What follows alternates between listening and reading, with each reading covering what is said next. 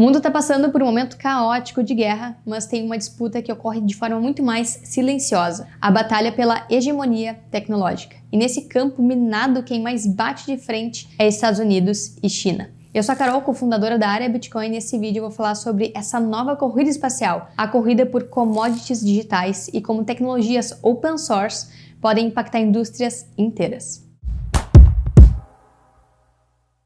Estados Unidos e China estão numa corrida por desenvolvimento tecnológico, especialmente chips, IA e blockchain. A China consome cerca de 25% dos semicondutores produzidos no mundo nos seus eletrônicos made in China, e outros 25% dos chips passam pela indústria chinesa. Ou seja, 50% dos chips fabricados no mundo passam pela China. Nisso, Taiwan é um território chave na tensão entre China e Estados Unidos. Taiwan é um território que se tornou independente em 1950, um importante centro de produção de semicondutores e um dos principais exportadores globais de chips. Fabrica componentes usados por empresas como a Apple e a Intel. A posição estratégica de Taiwan é fundamental. Taiwan está geograficamente próximo da China, que é um dos maiores consumidores de tecnologia e semicondutores, e complementa e muito a produção de produtos made in China. Já os Estados Unidos são o maior comprador de semicondutores e produtos eletrônicos de Taiwan, além de serem o seu principal aliado militar, fornecendo apoio e armamentos para garantir a defesa da ilha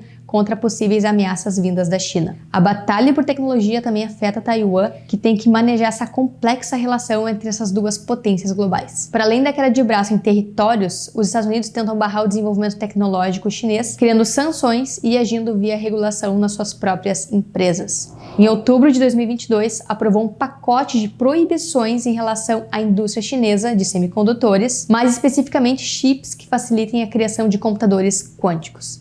O documento menciona expressamente, em diversas ocasiões, semicondutores que funcionam em ambientes operacionais criogênicos, ou seja, abaixo de 77 Kelvin. Isso quer dizer 196 graus Celsius negativos, ou seja, chips de computadores quânticos que funcionam sob grande refrigeração. Computadores quânticos poderiam ser usados para criar novos materiais, máquinas que se autoconsertam, desenvolver novos medicamentos, estabelecer comunicações quânticas para transmitir mensagens encriptadas impossíveis de violar. Ou seja, eles poderiam dar um poder enorme para quem desenvolvesse essa tecnologia primeiro. E nisso, os Estados Unidos têm um trauma, os chips RISC-V, um tipo de chip de tecnologia aberta, open source, que qualquer pessoa pode replicar e não tem nenhuma patente. Surgiu dos laboratórios da Universidade da Califórnia, em Berkeley, e recebeu financiamento da Agência de Projetos de Pesquisa Avançada de Defesa do Pentágono, a DARPA. Muita gente compara a criação desse chip com a criação da internet, do USB ou da Ethernet. Tecnologias que estão disponíveis gratuitamente e pessoas no mundo inteiro contribuem para tornar esse chip mais rápido e barato. Ou seja,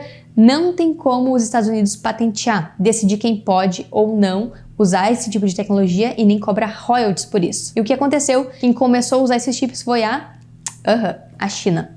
Eles começaram a usar em vários dispositivos eletrônicos de IA, machine learning, dispositivos genéricos que podem servir para qualquer coisa. Eles estão colocando o RISC-V em tudo. E é por isso que agora políticos americanos estão pressionando e correndo para restringir as próprias empresas americanas de usarem, partilharem ou venderem as suas inovações com a China. Inclusive, querem exigir que qualquer pessoa ou empresa dos Estados Unidos receba uma licença de exportação antes de se envolver com entidades da RPC, ou seja, República Popular da China, especialmente sobre a tecnologia RISC-V. Mas, com muitas contas, tudo isso parece ser tarde demais. Empresas americanas como a Qualcomm já estão colaborando com um consórcio de empresas automobilísticas europeias no desenvolvimento de chips RISC-V. A Alphabet, a controladora do Google, anunciou que planeja adaptar o Android, o sistema operacional móvel mais usado no mundo, para funcionar com os chips RISC-V. E o mais interessante é que todos os países fazem sanções e restrições para poder projetar poder e controlar empresas e pessoas. Os Estados Unidos fazem isso o tempo todo com empresas criando um sistema regulatório forte e ao projetar poder através da sua moeda, do dólar,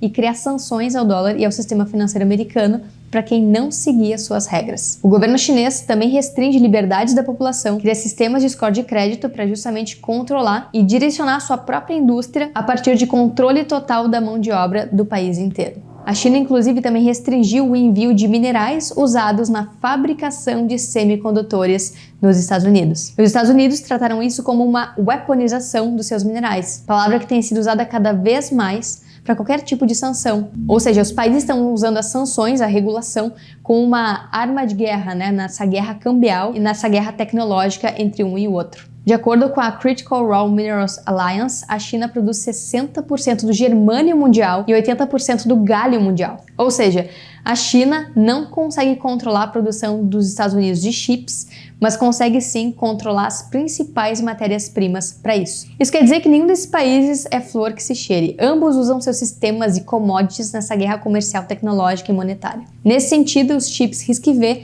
têm importância geopolítica, porque é de código aberto, sem dono e não pode ser usado como uma arma, porque todo mundo tem acesso e não tem como restringir o acesso à informação. Diferentemente dos chips ARM e de outros que os Estados Unidos conseguiram restringir o envio dos fabricantes americanos e europeus para a Rússia e China por motivos de espionagem. O mais curioso é que esse ano eu fui num museu de espionagem lá em Washington e tinha uma frase lá que chamou muito a minha atenção. E ela diz: a informação é poderosa e preciosa, pode moldar batalhas, chacoalhar nações, nos proteger ou nos controlar. E é justamente por isso que países espionam. Mas enfim, o mais legal e a grande sacada desses chips é que eles são de código aberto. Quem supervisiona é uma fundação sem fins lucrativos com sede na Suíça. E apesar da China usar muito esses chips, ela não tem controle sobre eles. E o mais incrível é que já é possível criar uma carteira física de Bitcoin, uma cold wallet, a partir desses dispositivos que usam esses chips RISC-V. São dispositivos genéricos como esses aqui, ou seja, você pode comprar esse M5 Stick V, que foi feito para Machine Learning e IA, e transformar esse dispositivo numa carteira Bitcoin. Ou esse outro aqui, o Mike's Amigo, que tem múltiplas funções, tem acelerômetro, você pode transformar ele no que você quiser. Ou você pode até comprar os chips RISC-V, mandar imprimir uma capinha, os comandos, os botões e criar sua carteira do zero, construir a sua própria carteira. Isso é incrível porque qualquer país pode produzir um RISC-V num cenário de escassez de semicondutores. E isso facilita muito. E até mesmo em situações extremas, né, de ditadura, por exemplo, que proíbe a importação de carteiras, né, tradicionais físicas de Bitcoin. Vamos supor que você mora na Nicarágua ou num país que proíbe Bitcoin porque não quer que a população se proteja da inflação. Eles querem continuar diluindo todo mundo via impressoras, né? As pessoas, elas podem comprar esses dispositivos genéricos,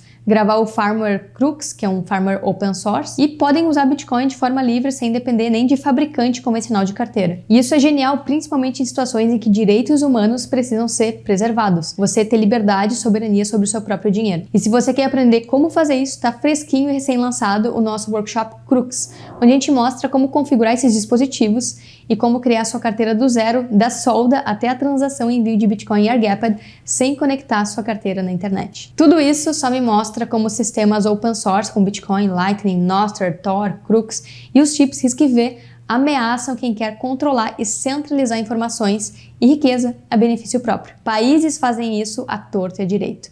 Sistemas open source permitem que qualquer pessoa acesse, aprimore e amplifique os benefícios desses sistemas para muito mais pessoas. É um mecanismo poderosíssimo e que vai transformar indústrias por completo. Espero que você tenha gostado desse conteúdo. Até a próxima e opt out!